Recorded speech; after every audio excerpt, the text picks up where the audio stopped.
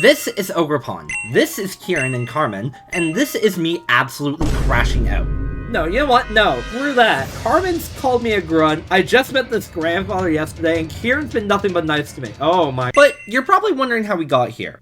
Well, it all starts with a phone call from Professor Jacques, who wanted to tell me that I was lucky enough to be one of 4 students to be chosen to go on a school trip all the way to the small region of Kitakami. And since Pokemon Legends ZA finally got confirmed to come out at some point later this year, I decided it was finally time for me to check out all the wonders outside of Paldea, because man, there is nothing left to wonder about here. But before we go, I need to assemble a team, and considering this team's video footage got corrupted over 5 times, I decided to bring them with me to Kitakami so they could show what they can really do. To quickly introduce them, this is my favorite Pokemon, Flareon, Gyarados the Gyarados, who's consistently been one of my most powerful Pokemon, Puff Puff the Shiny Jumpluff, who is our dedicated sleep doctor, Plum the Gengar, who like Gyarados and Flareon, has also joined me on many journeys, Boomy the Hippowdon, because I just like hippos, and Scalara, who chat convinced me to catch instead of a Salamence. Thanks, chat! So, with the team assembled, I head to Narinja Academy to speak with Professor Jack, and instead introduce myself to Miss Briar, who immediately notes I have a Terra Orb.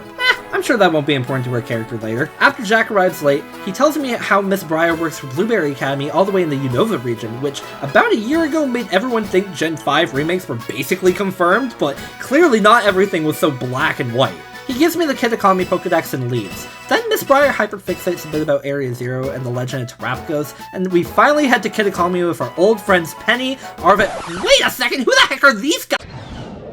After a very lengthy plane and bus ride, the 5 of us arrived in the Kitakami region, and immediately the youngest among us has caught some motion sickness. Probably from all the traveling we've done at 3 frames per second. Because of the sick child, Miss Briar temporarily proves herself to be one of the only responsible adults in the entire Pokemon universe by staying behind and sending me to Mousy Town to tell the people at the community center that we arrived and have a sick student. I begin walking to the town, but immediately get distracted by a Sawaldo that's at a comically high level and collecting every item in sight. Eventually, I make it into the town and am spotted and spoken to by Carmen, who is the worst character of the DLC, and her shy, awkward younger brother, who I swear is the funniest but most tragic character of the DLC.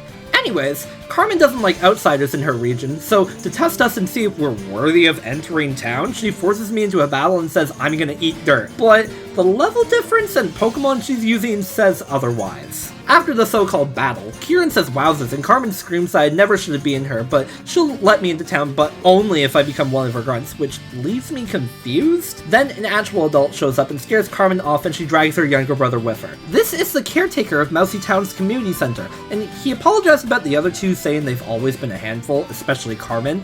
I tell the man about the sick classmate and he runs off to care for and help everyone else get into town, and after he leaves, instead of getting settled in like he says, I find out Koraidon is finally able to be used and immediately hop on him and start picking up every item in the nearby vicinity like the loot Morgrim I am. Afterwards, I decide to go inside the only enterable building in the entire region. However, before I can enter, the caretaker has brought all the other students and Miss Briar back with him and explains how the building is going to be like our home base. But only for the students from Paldea, since Blueberry Academy students are actually from Kitakami. We enter the building and we're given a quick tour of all the areas we'll never have access to, and told that if we need anything to ask the nearby receptionist. But like a Magikarp, she doesn't really do anything.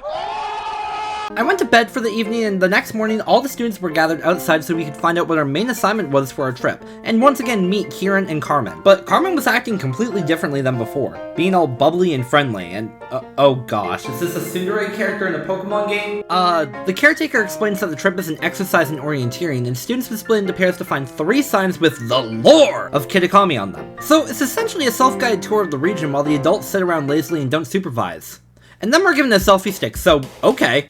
I speak to Carmen, who almost immediately starts being rude and dismissive towards me, asking if I want to pair up with one of them, and after I say yes, she tells me about how Kieran has apparently been all googly-eyed over me since the 3 of us met yesterday, and how she couldn't get him to shut up, to which Kieran obviously didn't want us to know and called his sister a dummy, to which she became instantly agitated and shouted at him. I didn't have much time to think about it though, because Carmen immediately deviated by mentioning her brother would really like to battle me but was too nervous to ask himself, to which, after making sure that was the case, I agreed. And And while like his sister, all of Kieran's Pokemon are unevolved, he is eccentric, so he's okay in my books. So after sweeping his entire team and getting congratulated by this kid doing the chicken dance, Kieran says wowzers again and Carmen compliments me on my strength, saying Kieran's nearly as strong as her. She then suggests that Kieran and I team up to take on the orienteering assignment, and when Kieran initially tries to get her to not talk for him again, she calls him out for not wanting to hang out with anyone from Paldea except for me, and he gets embarrassed. Carmen leaves to go find someone else to pair up with, and the teachers put the sign locations on our Rotom phones. Kieran suggests to me that we head towards Loyalty Plaza to find the first sign, and that it makes sense if we go in the order of all three. But he's afraid that he'll just get in my way if he and I stay close together, so Kieran runs off to just follow from a distance. I then received a phone call from Director Clavel, something about someone from Blueberry Academy wanting to see me. I don't know, I didn't really pay much attention since I just wanted to continue my trip in Kitakami. I began heading towards Loyalty Plaza, but it wasn't long before I started to catch a few new Pokemon in the region. But when I saw Sentret, I may have squealed in excitement and immediately ran to catch it, name it Scarf, got rid of Scalara and evolved it, and now I have a friend! So with Scarf on the team, I swiftly made my way to Loyalty Plaza, and when I got there, Kieran came behind me out of nowhere, and together we read the sign. But text is boring, so I'll give you the short version. Long ago, there was an ogre that lived in the mountains of Kitakami, and it would venture down and scare the villagers, but a group of 3 legendary Pokemon sacrificed their lives to help the villagers scare it back up the mountain. The end. After reading the sign, Kieran shared his thoughts on how he thinks the ogre was cool since it managed to hold its own against 3 opponents, and that he doesn't think there's much reason to be afraid because he's climbed the mountains a bunch when he was little and never met this ogre once. We then, for some reason, decided to take a selfie together, and Kieran makes the saddest peace sign known to man. He then complimented my photography skills, but panicked when I tried to let him take a photo, and then mid-panic, Mr. Wowzers mentions enjoying the time we spent exploring the region, and maybe setting up a picnic later to make sandwiches, and BAM! Koraidon comes out of the Pokeball because he heard the S word. After introducing a very shocked Kieran to Koraidon, he calls us special, and then immediately realizes what he said, and before I can say anything, changes the subject to finding the next sign at Kitakami Hall all the way on the other side of the map, and then runs away. And let me be completely honest with you here, I think Koraidon scared the kid. So I left to head towards Kitakami Hall, but quickly got distracted by a frog that requires trading with friends to get. But after I ran into Professor Jacques, who despite saying earlier on that he couldn't come on the school trip, came all the way to Kitakami to say hi, have a picnic with us and his partner Gulpin, and give us an egg? Did you put the egg in the basket? Terrible. So with disaster averted and a freshly hatched Turtwig in the box, I continued towards Kitakami Hall and made my way to the second sign, and Kieran snuck up on me again and we read that the ogre's 4 maths allow it to change its type and what its signature moves type is as well. Then Kieran decided to share more about his obsession with the ogre. It was strong and cool, and it didn't even care when everyone shunned it. I want to be as cool as the ogre! So after taking our second picture together, Kieran suggested going to see the ogre's home, the dreaded den, and ran off ahead. So I Koraidon climbed up the mountain after him, and when I finally catch up, he's been thinking of ways to get the ogre's attention and decides we're gonna battle to attract the Pokemon that's known to be a murderer. So we fight, but Kieran's still battling with just Yanma, and after beating him for the second time, he was dumbfounded. We entered the cave after no one at all watched our battle, and when we entered, Kieran noted how dark and cramped the cave was and felt bad for the ogre, saying he'd let it stay at his place, and when I'm presented with dialogue options, almost always, I'm gonna do the funny one. I don't know if we'd have room for the both of you, super. We leave the cave and realize it's suddenly sunset, and Kieran then mentions the Festival of Mass and invites me to go with him, but we have to stop at his house along the way to get some things. Kieran, I was joking! He puts his address onto my phone and then we leave. When we get to his place, Kieran introduces me to his Gramps, who calls me a friend, and Kieran's eyes light up. Then his grandma comes out and made us change clothes for the festival. Oh my gosh! Oh, I don't like the hair. Aside from the hair, this is great, as I was really getting tired of the school uniform. And then Carmen walked out. She asks, kinda rudely, what I'm doing here, and Kieran fires back asking her the same thing, and she answers saying that she came out to find a mask for the festival, which hers and Kieran's are both apparently in their shed. Carmen runs to the shed, finding her and her brother's mask, but despite her best efforts, she couldn't find one for me, so she said that I was gonna have to go without, which was totally fine. And wait, what? We're battling now? Okay. Once again, the battle is pretty simple, however, it ends with Carmen getting angry at me for using super effective moves against her, almost like she just wanted me to throw the battle. Then afterwards, she and Kieran put on their masks, and she, I think, taunts me for not having one. Then Kieran tries to be nice and offers to share his mask with me, and Carmen suddenly screams at him no, then quickly tries to tell him it's his mask that he's loved forever and how I can just get my own. She then rushes off towards the festival, but after she leaves, Kieran tells me don't worry, she's not that bad, and then reveals that she was actually tearing apart their shed trying to find a third mask for me, which made me think, yep, Carmen's definitely a tsundere. I catch up with her and Kieran at the festival grounds, and the three of us take a selfie together that Rotom just didn't save. But what I didn't know is that this very night would be the beginning of Kieran's long villain arc. No, I'm not joking, you'll have to keep watching to see. After a small argument and Carmen bullying her younger brother because he likes the ogre instead of a dumb monkey, Kieran runs off to a candy apple booth, so I ditch Carmen to go hang out with him. I end up purchasing one for myself before talking with him, and then Kieran goes and purchases a couple for the both of us and tells me how he loves candy apples before giving me one. I guess I'll just give this other one to Flareon? We then walk over and play a little mini game called Ogre Oustin, which was actually tons of fun, especially since I beat Carmen's score. That's right, who's the grunt now? I think I angered her with that comment though, as she then makes a scene and starts arguing with her brother to play the game to try and beat me, who takes responsibility to calm her down while I go and wander around the area a bit more. I hesitantly leave, but then I spot a little fellow in green and go to say hello, but then Carmen suddenly shows up and immediately throws shade towards her younger brother. Sensing the hostility, the masked person runs away, which honestly, I don't blame her, and suddenly Scarlet and Violet's graphics got better. Oh, this is far more animated. Wait, Super! You shouldn't run off on your own. Hey, and you kid, that goes for you too!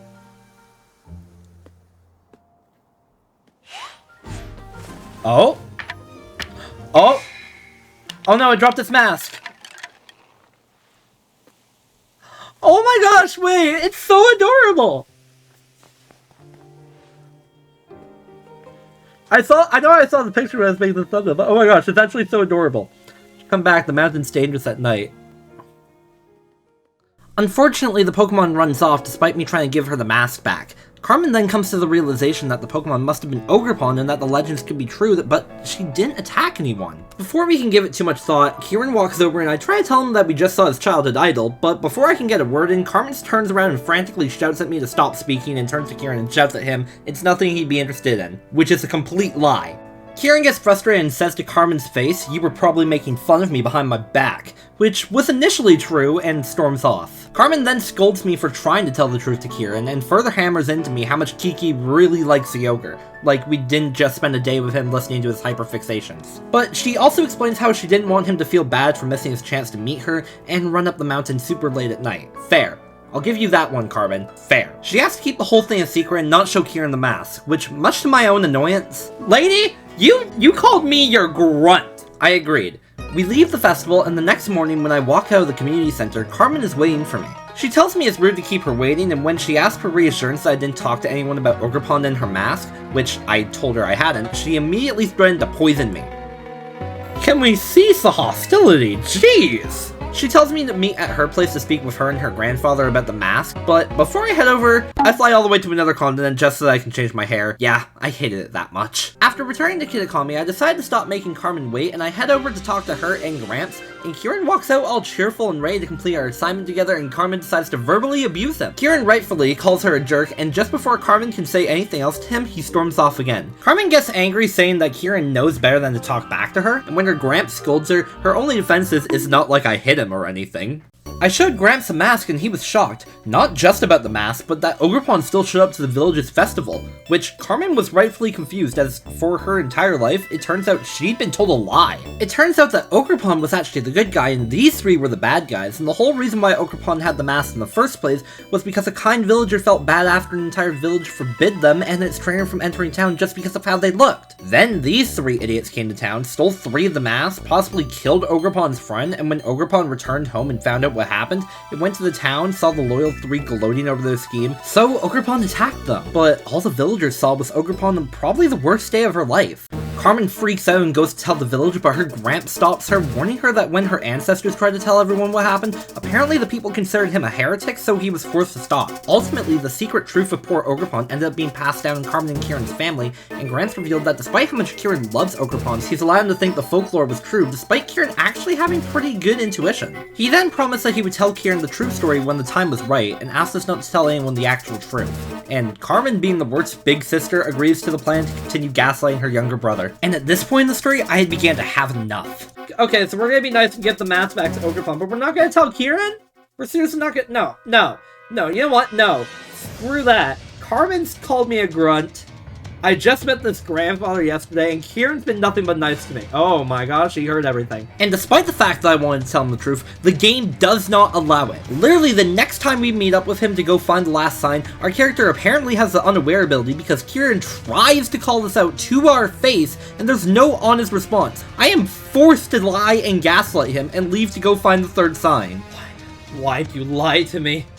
Oh no! So one thing about me that you know if you ever joined my live streams of Pokemon Scarlet and Violet and were subscribed is that while playing these games, I am extremely paranoid. I will look closely at every Pokemon that appears on my screen to try and see if it has different colored pixels. And considering the fact that I didn't want to leave Kid Economy until I found a shiny Pokemon, I may have derailed my entire stream to shiny hunt Applin because not only was there an outbreak on the way to my destination, but this specific one had increased shiny odds. And yes, it took an hour, but man was it worth it. Oh, right, the story. I caught up with Kieran, who's been waiting at the sign for me, and he's still mad and decides to challenge me to a battle once again. But me feeling bad for him didn't stop me from having Scarf use Coil 3 turns in a row to then baton pass to Garagirl just to sweep his entire team.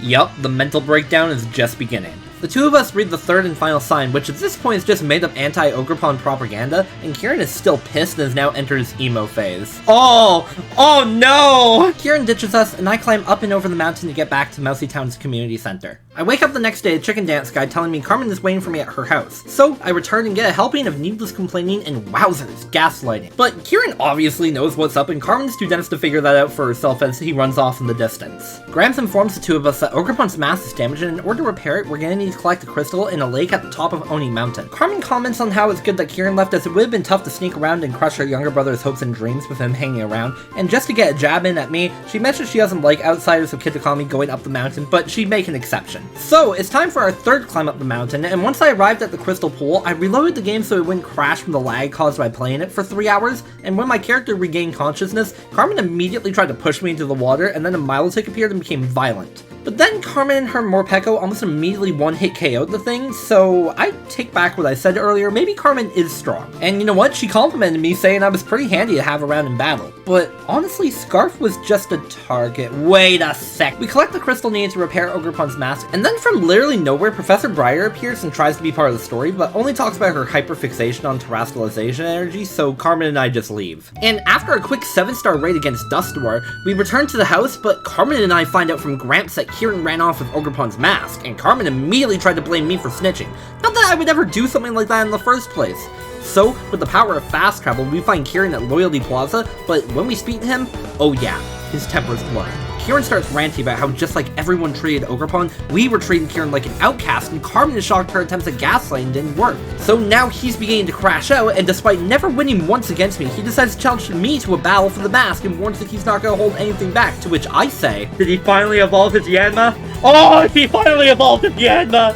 Oh no! Kieran's young Mega very quickly does over half of Scarf's HP, which he responds using Agility, then immediately baton passes out into Flare, who takes a good chunk of damage thanks to a crit. Then, thanks to Scarf, he outspeeds and uses Flare Blitz and Okos the Dragonfly. Kieran then sends out a Poliwrath, but luckily my Flareon can Terrasilize into a Grass type, and once again thanks to Scarf outspeeds and Okos with a Terra Blast. Kieran then sends out a Gligar, which I swapped to Plum, correctly predicting an X-Scissor, but Plum's Shadow Ball just barely misses the KO and she gets taken down from an Earthquake, which gives Kieran false hope he can win the battle. However, not too many Pokemon can stand up to Garagirl, who comes in and immediately finishes off the less annoying Zubat. Kieran sends in to Cramorant, and after a turn of Dragon Dance, Garagirl lands a critical hit Ice Fang for almost all of Cramorant's HP, to which Kieran complains I'm like the main character in a story. Kieran, don't break the fourth wall! Frozen! Oh no, Kieran! So, needless to say, we quickly end the battle. Then Kieran, in his frustration, punched the Loyal 3's monument after giving us the mask and running home to cry before Carmen could apologize for everything she did. But all of a sudden, through the power of hate, the Loyal 3 come back to life. It's not actually explained ever in the story how they're resurrected. This is just my personal headcanon, but it doesn't matter because Okie Dokie, Pheasantipity, and the worst named Pokemon in history, Munkidori, are here, screaming at us, and then they run away. So, expecting trouble, I swap Puff and Scalara back to the team, and Carmen and I chase after them and find out from a caretaker the town, because they practically worship them, gave the Loyal 3 Ogerpon's other 3 masks, and that minutes after they've just come back to life, climbed to the mountain just to throw hands at Ogerpon once again. So Carmen sends me up by myself to stop the Grade A hating while she gets the Teal mask repaired, and when I catch up to the 3 villains, I see them bullying poor Ogerpon, but I get spotted pretty easily, and out of all the Loyal 3 that could battle me, they sent out Munkidori. However, I ain't gonna lose to that, so together Puff and Scalara team up to literally KO it before it can even damage us, because it knows it's so weak it has to spend 2 turns setting up. Carmen shows up after dragging Kieran out of the house to also help, which scares off the 3 not-so-legendary Pokemon, and then after an entire 3 days full of gaslighting and manipulation, Carmen forces Kieran to apologize to us for how rude he's been over the past 10 minutes, and then gives us the Teal mask, which we return to Ogerpon because it refuses to take it from Kieran. Then, because we know the lousy 3 excuses for legendary Pokemon have Ogerpon's other masks, Carmen decides we should all team up to help Ogerpon get her mask back, and you know, I guess Kieran can help too. But despite it being his dream since he was a child, Ogerpon decides to follow us instead of Kieran, which I feel bad for him, but man do I love Ogerpon. I mean, look at her, she's adorable! So we have to gather up info on where each of the Loyal 3 ran off, which means we have to be social. Yay. And after running around town for 15 minutes and running into Adaman's great-great-great-granddaughter and her Sui and Growlithe that I thought went extinct, we find all the info we need and finally go after the Loyal 3. But Kieran leaves us for some reason, saying he has stuff to do, despite Carmen actually trying to include him for once. So Carmen and I leave to help Ogerpon, and for some reason Monkey is big, and actually takes down Carmen's Morpeko, but the bigger they are, the harder they fall, and Scalara takes it down, allowing us to get Ogerpon's Wellspring mask back. And then immediately we go to fight the stupid bird that I swear is in every competitive Pokemon TCG deck. Also, for some reason they made this thing part fairy type, so Scalara gets almost immediately killed while Carmen does all the heavy lifting in this battle. With the Heartflame mask acquired, it's time to fight the Meowscarada knockoff Okie Dokie. And I gotta tell you, the monkey was easy, the bird was easy, but this dumb dog with having a team composed of primarily physical attackers was exceptionally difficult. Oh, Plum! That's what I'm talking about! Huh, never mind. With the final one of Ogerpon's 4 masks acquired, Kieran suddenly shows up after what's been like 20 minutes and tells us to bring Ogerpon back to town, despite the fact that we all know the village hates Ogerpon. But when we reach the town's outskirts, she is terrified at the thought of entering, but Kieran begs her to trust him. With some extra words of encouragement, she agrees, and we see a bunch of villagers surprised to see Ogerpon is actually real, and she is terrified. But then, the caretaker apologizes to Ogerpon for all the hate she's received. Apparently, in all that time Kieran was gone, he ran around showing the truth about her, and somehow everyone believed this kid that was running around shouting against the legends and folklore people have believed for hundreds of years. So with all 4 masks back in her possession and our ogre friend's name finally cleared, it's a happy ending for everyone, right? So why isn't the story ending? I mean, we just have to escort Ogerpon back to her home in the mountains, but then the 3 of us find out that she actually wants to come on a journey with me?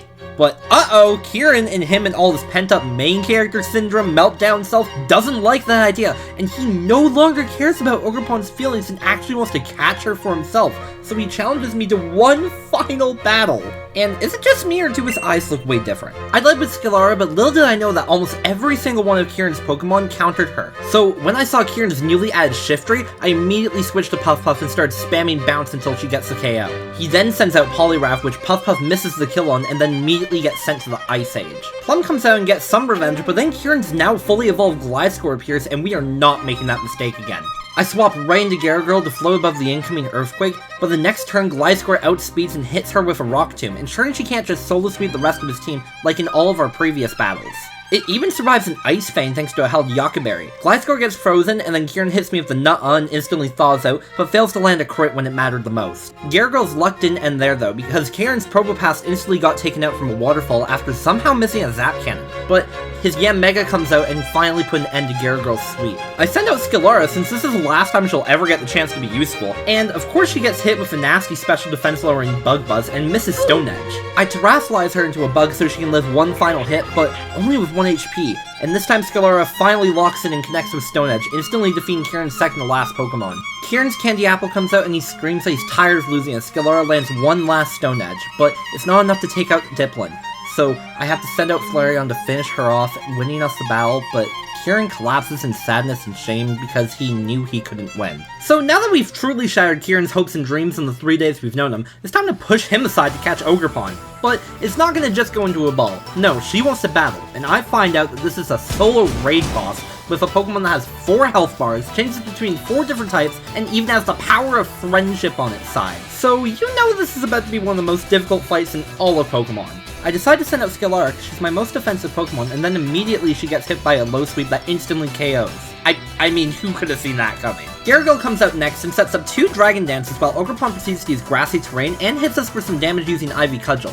And then Gyarados proceeds to OHKO all 4 of Ogerpon's forms, and I catch her in a Dust Ball and name her Onimura. So I guess it wasn't really that challenging. Carmen congratulates me on catching Ogerpon, and then Kieran runs away crying, wondering why he can't be like me. But Carmen and I don't really care because I just caught a Legendary, and I banished Scalara back to the box. We head back to the community center for the evening, and the next day, Chicken Dance Sky tells me that Carmen wants to meet one last time at Loyalty Plaza to speak, and when I get there, she tells me about how Kieran has locked himself in his room since he got home. She tells me not to feel guilty since she's the one that said to keep Ogerpon a secret. Finally, she takes responsibility! Character development! And she mentions how Kieran has a bit of an ego, so he doesn't like losing very much, but he'll probably be over it soon. Carmen then mentions how she's grown quite fond of Ogerpon and asks me to have one last friendly battle against her to test its strength. Carmen sends out Mightyena, and I send out Onimura wearing her Cornerstone mask. But thanks to an Intimidate attack drop, Superpower doesn't instantly KO the Mightyena, and it does good damage thanks to the defense drop from Superpower. I take down the dog, and then Carmen sends out Levani, so I swap the Flare and take a couple attacks from Fell Snare and Leaf Blade before hitting it with 4 times super effective Overheat. Carmen's next Pokemon is her Sinistra, which comes out and hits Flareon with a Scald, and also weakens his Flare Blitz with a Berry, allowing it to live, but the recoil causes Flareon to get KO'd. Plum comes out and finishes Sinistra off, but then Carmen sends out her Ninetales and disables her Psychic, but it gets taken out the next turn with a Shadow Ball. Carmen's final Pokemon is her powerful Morpeko, which survives Dazzling Gleam with a Focus Sash, and one-hit kills Plum with Lash Out. Onimura comes back out and makes Morpeko run into its Spiky Shield though for the victory. After the battle, Carmen notes how well Ogerpon and I get along, and she wants to tell us something else, but then Miss Briar calls and rains on her parade by telling both of us to come back to town because every other student has finally completed the assignment we finished ourselves 2 days ago. The two of us head back to the community center where I notice very quickly that Kieran is absent from the rest of the group. We're thanked for visiting the region, and as a prize and final souvenir, we're all given some free mochi, but sadly our time on our trip is cut short because Miss Briar, Kieran, and Carmen need to head back to Blueberry Academy due to some developments in Briar's research on the Great Crater of Paldea.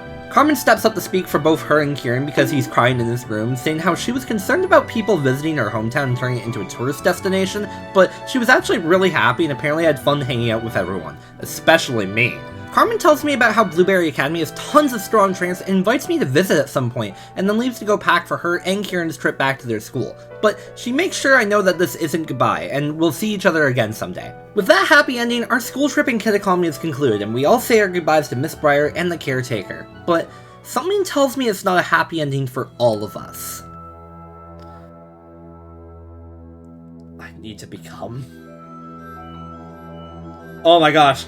Oh, he's freaking out. Chad, he's crashing out. Oh gosh. I need to become a lot stronger. Stronger, stronger, stronger, and stronger, and stronger. Uh-oh.